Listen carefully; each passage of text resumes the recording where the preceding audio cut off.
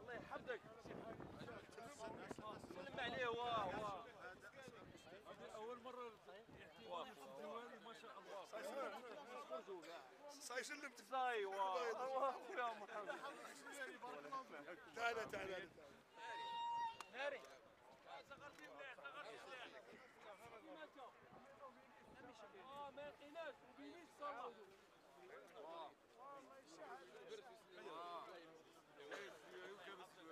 الله يحفظك الشيخ. الله ينورك الله ينورك الله يفتح عليك ان شاء الله.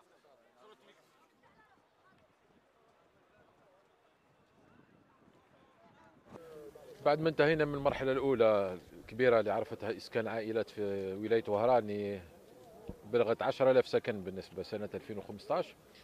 اليوم شرعنا في مرحلة ثانية وهي من نوع خاص، هي تهم وتمس تشمل العائلات القاطنة داخل وهران، داخل المباني القديمة تاع وهران، مباني الهشة، المباني الآيلة للسقوط، المصنفة في الخانة الحمراء، المهددة للعائلات داخل القطاعات الحضرية. بعد عملية إحصاء تم إشراك فيها ممثلي تاع المواطنين وضبط القوائم بمعية ممثلي العائلات هذه.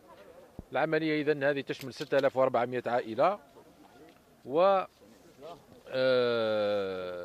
من 6400 عائلة راح يتم إسكان مباشرة 2700 عائلة. أكثر من 3000 عائلة يتم منح قرارات الاستفادة على أن شاء الله تتمد لها السكنات من هنا للصيف. إذن اليوم الصباح بدينا بالقطاع الحضري تاع سيد الهواري، الحي العريق، الحي القديم، الحي المصنف كتراث. إذن بدينا فيها اليوم الصباح على 3 تاع الصباح.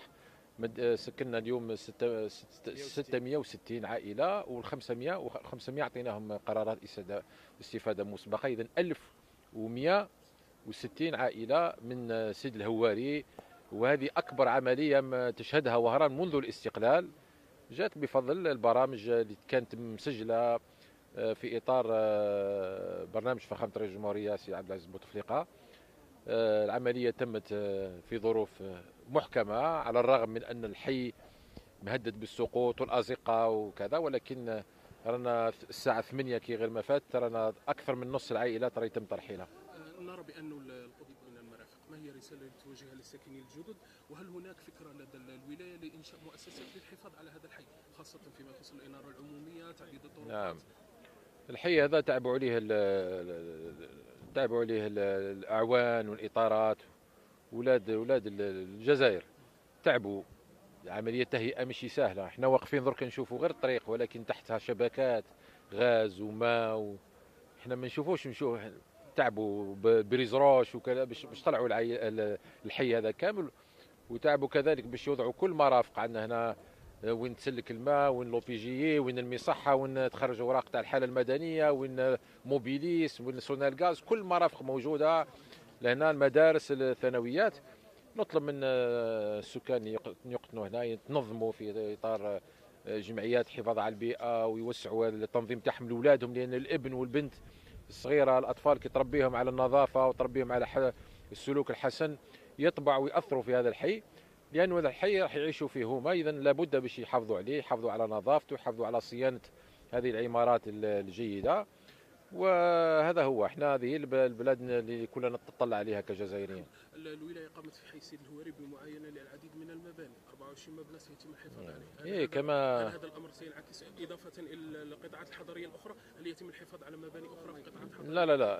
لا، حي سيد الهواري حي مصنف بمرسوم، إذا حي فيه مباني عندها قيمة تراثية وقيمة عمرانية تاريخية.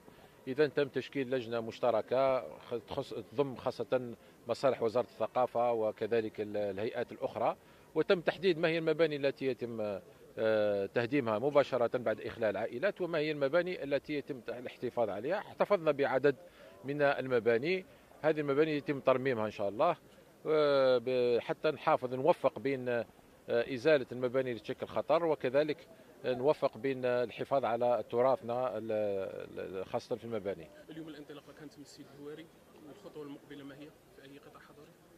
ابن سينا إن شاء الله، ابن سينا.